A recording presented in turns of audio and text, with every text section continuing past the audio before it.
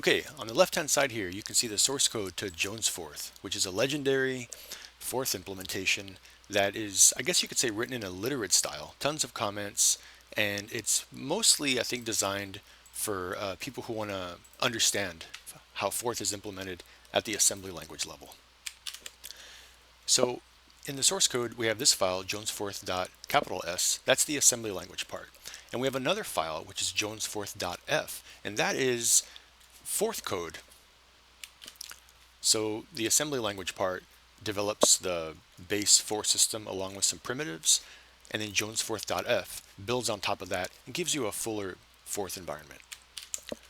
This is a simple program that will run in JONESFORTH, and it doesn't depend on the library that jonesforth.f provides. This runs solely just in the base core JONESFORTH language that's provided by the assembly language portion. If you look through the JONESFORTH assembly language listing, you're going to see a lot of comments like this that talk about the structure of the memory layout. And something that you can do is run GDB on JONESFORTH in order to introspect what's going on while the program is running. Now the thing is, GDB, it can be a little bit fiddly. If you start it up, if you want to see anything in the running program, you have to type a command. If you want to see a register, you type something. If you want to see something in memory, you type something, etc., etc. So you can use GDB scripts, which as your program is running, you can source these files to print things out for you. You can also automatically display things. So on the left-hand side here, this is basically a full trace of the program that I showed you where we add two numbers in JONESFORTH. It starts out by displaying the output of info files, which is something you can enter in GDB to give you a summary of the memory layout. It also executes info proc mappings, which gives you another view of some of the high-level memory structure. Now, this file we're looking at, it's a trace file. It's completely generated when we run our program and debug it. And this file is actually Markdown, so you can display it in a browser. But the nice thing about here is, since it's Markdown with headings in VS Code, we can collapse these sections. So we looked through those already. Now, the next section is the memory map. Actually, I'll show you everything. There's a memory map section, and there's a single stepping section. So let's jump into the memory map. Now here, we have the .text area of the program. These are where all the instructions are. You can see the way this is laid out. On the left, there's a label. The second column is the address.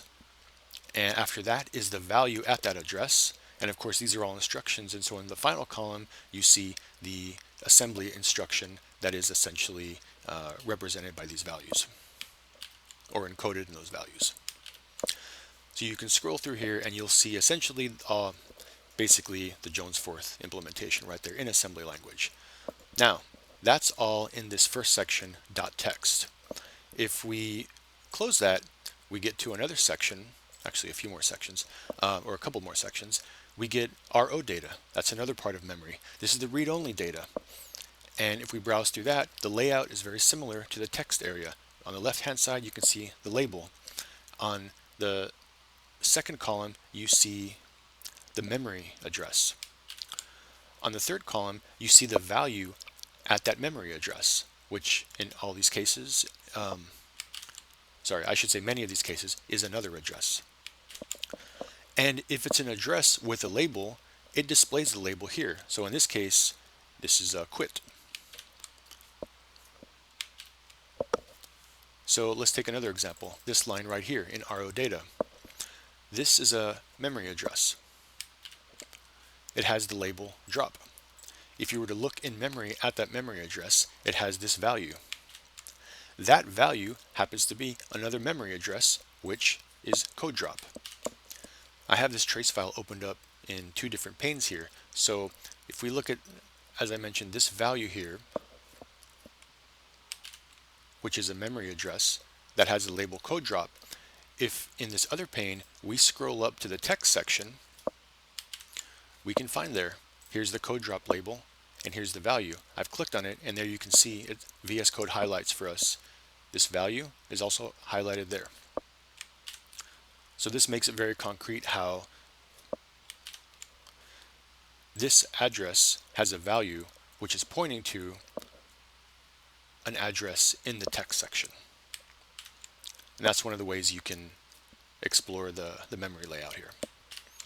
Okay, so that's the RO data section, and you can see that that's where many of the forth words are implemented. In the trace file, under the memory map section, there's also a .data section. So you can see here, this is the entire thing right here. Again, similar layout. The labels in the first column, the memory address here, and then the values at that label, or at that address. Okay, so we've made it through all the memory map sections. Now we get to the single stepping section.